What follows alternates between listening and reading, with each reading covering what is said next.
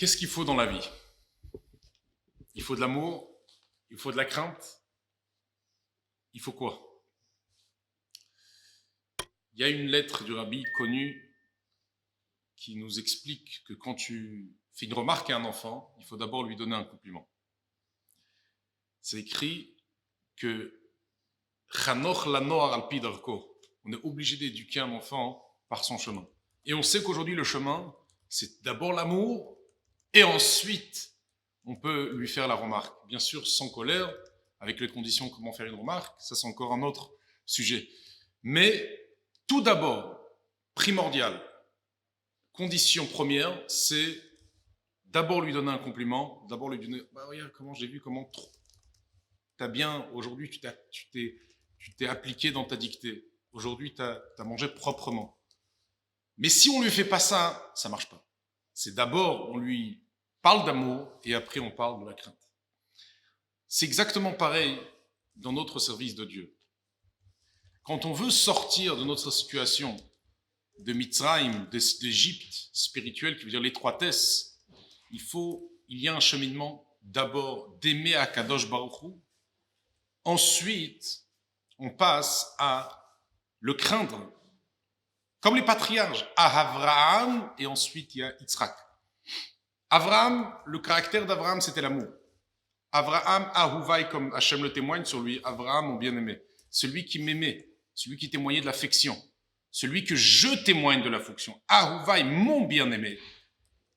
Le reste, c'est de la bonté. Tout d'abord, il faut de la bonté. Pour sortir d'une situation, il faut d'abord de la bonté. Surtout dans les jours d'aujourd'hui. Et ensuite, on peut passer à Yitzhak, on peut passer à la rigueur, qui est le deuxième des patriarches, que lui, il témoigne de la rigueur. Et c'est pour cela que quand tu vois dans le Shema Israël, il y a marqué « Ve'ahavta et Hashem Elokecha ». Tout d'abord, il y a marqué « Tu aimeras Akadosh Baruch Hu ». Ok. Et pourquoi? Puisque c'est ça le sujet. Le sujet, il est qu'on est obligé d'avoir l'amour pour avoir une situation de connexion. Et cet amour qui nous connecte à la finale avec Akadosh Baruch Hu, que ça c'est le Avraham, ça c'est l'amour qu'on a vis-à-vis d'Hachem, eh bien c'est exactement ça qui nous sort de l'étroitesse de Mitzrayim pour arriver enfin au don de la Torah, 49 jours après. D'abord il faut aimer. Dans le même schéma Israël, certes, on voit qu'il y a marqué qu'il faut travailler, qu'il faut Vehaya im shamoa, dans le deuxième paragraphe, il y a marqué tu vas récolter ta récolte, va safta deganek, c'est-à-dire dans le langage de nos jours, c'est-à-dire tu vas aller ramasser de l'argent, etc. Alors tu vois qu'il n'y a pas seulement l'amour, on voit que c'est pétri par quelque chose d'autre. Certes, c'est vrai, un homme doit travailler, un homme doit être dans le matériel, mais c'est l'essentiel et le facultatif. L'essentiel, c'est pas le travail. C'est l'image d'un arbre. L'homme est une image d'un arbre. Que, bien sûr que son but, c'est les fruits qu'il va porter. Pareil, dans ton service, dans le train-train de vie du jour, le but, c'est Torah, mitzvot, c'est les fruits. Et l'emballage du fruit, ok, le plichure, les branches qui sont porteurs, qui après peuvent porter le fruit. Toute cette structure est seulement facultative pour arriver à l'essentiel, que ça c'est le fruit. C'est-à-dire que le travail, ça qui est marqué dans la Torah, que tu vas travailler, ça doit être provisoire. L'essentiel, qu'est-ce qui est marqué, que tu dois fixer, c'est l'étude de la Torah. Oui. Mais l'artan arai ve Toratan keva, comme c'est écrit dans la Masechet Brachot, que la manière comment un juif doit se comporter, c'est l'essentiel. Où il doit vraiment fixer, c'est les temps d'étude. C'est l'image de ce fruit. L'homme est un arbre. Mais qu'est-ce que c'est? Qu'est-ce qu'on attend de l'homme? C'est les fruits, c'est la Torah et les mitzvot. C'est cette fixation d'étude que tu vas avoir. Et tout, qu'est-ce qui va arriver à la fin, qu'est-ce qui va arriver? C'est pour servir à ce but-là. Le travail, etc. Parce que tu peux pas vivre sans travail, mais c'est juste le moyen pour arriver à la finale à porter des fruits. Et ça, c'est grâce à la ahava. Ça, c'est grâce à l'amour. Quand tu aimes Hachem, tu arrives à faire ce travail. Quand on aime Hachem, alors automatiquement, on veut arriver à l'essentiel. On veut arriver à faire encore une mitzvah, encore une étude de la Torah.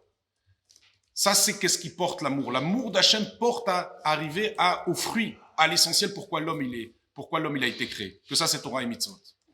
Ensuite, il y a bien sûr la rigueur. Tout de suite, il y a un équilibre de rigueur qui arrive, qui dit oui, tu aimes Hachem et tu veux faire Torah et Mitzvot. Mais si tu crains pas, tu vas pas faire attention à tes comportements. Tu aimes. Si il y a seulement l'amour, qu'est-ce qui va se passer? Il y a seulement, au final, une attirance vers Hachem. Certes, tu vas faire Torah et Mitzvot, mais tu vas peut-être pas les faire de manière correcte. Parce que comme tu n'as pas le sens de la crainte, tu ne vas pas t'appliquer à comment le faire. Alors c'est pour ça que vient tout de suite le deuxième des patriarches, que ça c'est Yitzhak. Yitzhak, c'est la rigueur, c'est la crainte. Craindre, puisque quand tu crains, et dans le langage d'aujourd'hui, craindre, ça veut dire respecter, tu veux faire les choses à la perfection. Tu ne veux pas faire les choses que ça soit, quand tu respectes quelqu'un, tu sais que la personne a une manière comment il aime que la chose se fait, tu veux la faire exactement comme lui il aime. Ok, tu sais que quand il arrive à la maison, il faut le servir ce thé, ce truc. Tu vas pas prendre un autre thé, tu vas partir au Franprix ou dans un magasin, tu vas l'acheter exactement le thé que tu l'aimes, puisque tu le respectes. Et la crainte est la même chose. Pour ça que dans la Torah, il faut soit l'amour d'Hachem, mais aussi le respect. Que ça, c'est le caractère de Yitzhak Avinu, le deuxième des patriarches. Et ensuite vient le troisième des patriarches, que ça, c'est Yaakov. Yaakov, lui, c'est l'harmonie. C'est quoi l'harmonie? C'est la pitié. Et là, il y a quelque chose d'extraordinaire qu'il faut comprendre. Qu'en fait, le monde où on vit aujourd'hui, quand on voit des choses physiques, des choses qui bougent, etc., après 120 ans, quand l'âme, elle monte là-haut, en fait, elle voit qu'elle s'est fait arnaquer, comme on dit dans le langage de moderne. C'était pas une vraie, c'était pas vrai. Là-haut, elle voit qu'en fait, il y a que Dieu. Qu'en fait, dans ce monde-là, il y avait que Dieu. Mais ici, ce Dieu-là se fait emballer par une vision, par une illusion de matériel que toi tu penses que ça existe. Or, il n'y a que Dieu et ça n'existe pas. À tes yeux, Dieu il fait en sorte que ça existe, mais la vraie vérité c'est qu'il y a que Dieu et notre milvado. Et quand tu montes là-haut, tu vois que tu vois qu'à la finale tout ça ce monde-là était un monde, comment on appelle ça, un jeu comme ça, qu'on te faisait me croire quelque chose, mais que c'était pas la vérité. Et t'as un peu honte. Tu dis mais alors ça veut dire quoi? C'est tout qu'est-ce que j'étais investi dans le monde, etc. J'ai pensé à ce monde, etc. En fait fallait peut-être pas trop que j'étais trop connecté à ce monde-là matériel avec toutes les choses. Eh bien oui. Eh bien après on a une honte là-haut de comment on s'est comporté en bas. Pour cela, on réfléchit à la grandeur de Dieu. En étant en bas, on dit Dieu, s'il te plaît, aide-moi à surmonter ces épreuves-là. Puisque quand je suis en bas, je crois des choses. Aide-moi à surmonter cette illusion et voir la vérité des choses qu'en fait, il n'y a que Dieu. Et qu'à la finale, j'aurai pas honte quand je monte là-haut. En deux mots, aie pitié sur moi aujourd'hui. Dans ce monde matériel, je demande à Dieu, s'il te plaît, aie pitié sur moi, libère ma vraie existence, ma vraie existence qui est en moi, ma neshama, pour voir comme elle doit voir le monde. Libère ma vraie pensée, libère ma vraie vision des choses. Comme ça, j'aurai pas honte. Éternellement, comme c'est écrit dans le Avatolam avant Shema Israël, velo nevosh, velo nikalem leolam ve'ed, et que j'aurai pas honte de moi à l'éternité. C'est quoi l'éternité? C'est que quand tu montes là-haut, puisque après c'est l'éternité, tu as honte, tu dis comment je me suis comporté en bas. Là, on te fait voir comment tu te comportes en bas. Tu dis mais mince, pourquoi j'étais tellement j'aurais pu faire des choses extraordinaires et j'ai pas réalisé que il y a vraiment une existence qui est l'infinité qui se trouve dans le monde. Et je me suis attaché à des choses éphémères.